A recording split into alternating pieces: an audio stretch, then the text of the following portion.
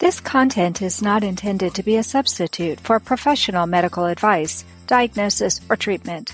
The opinions expressed in the podcast are not those of Hearts Unite the Globe, but of the hosts and guests, and are intended to spark discussion about issues pertaining to congenital heart disease or bereavement.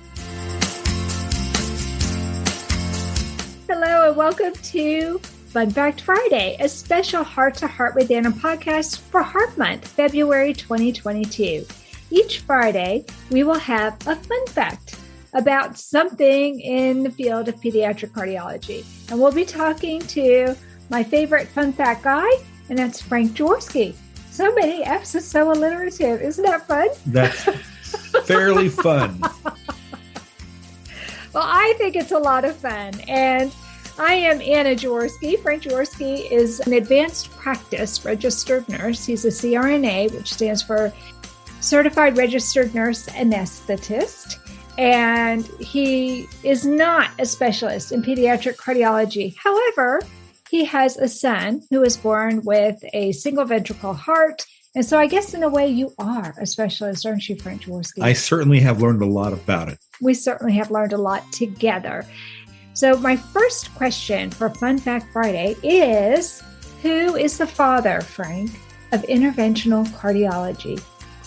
Well, that's an interesting question, Anna, and it does not have a simple answer because unlike real children who only have one father, interventional cardiology, pediatric interventional cardiology, is a field that was ripe to grow at a certain time in history. And as engineers like to say, when it's time to railroad, people are going to railroad. And when the need for pediatric interventional cardiology arose, several practitioners moved into the field and began to develop new techniques. If you want to hear the top candidates for the title of Father of Pediatric Interventional Cardiology, I would probably nominate Terry King, who's listed under the state of Louisiana as a Louisiana legend, who worked at Ochsner Medical Center, Dr. Bill Rashkind, who developed the Rashkind balloon atrial septostomy, and probably also Charles Mullins, who was originally an Army doctor, a cardiologist, but practiced pediatric cardiology in the Army, and in fact was the Army's first pediatric cardiologist, and developed several techniques and devices, including introducers to access vessels and cardiac stents to repair pediatric cardiac defects. So, the answer to the question is at least 3 people can lay claim to the title of Father of Pediatric Interventional Cardiology. One of the exciting things is that later on, we will be having Dr. Terry King, who is one of the people you listed, come on the program to do a Saturday success story.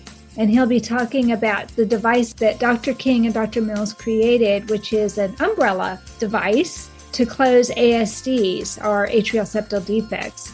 And so he will be on the program for a Saturday success story, and he'll also be coming on to talk during Medical Monday about that device. So I'm really glad that you listed him as one of the fathers of interventional cardiology. Thanks for the fun fact, Frank. Thank you, Anna. And that concludes this episode of Heart to Heart with Anna.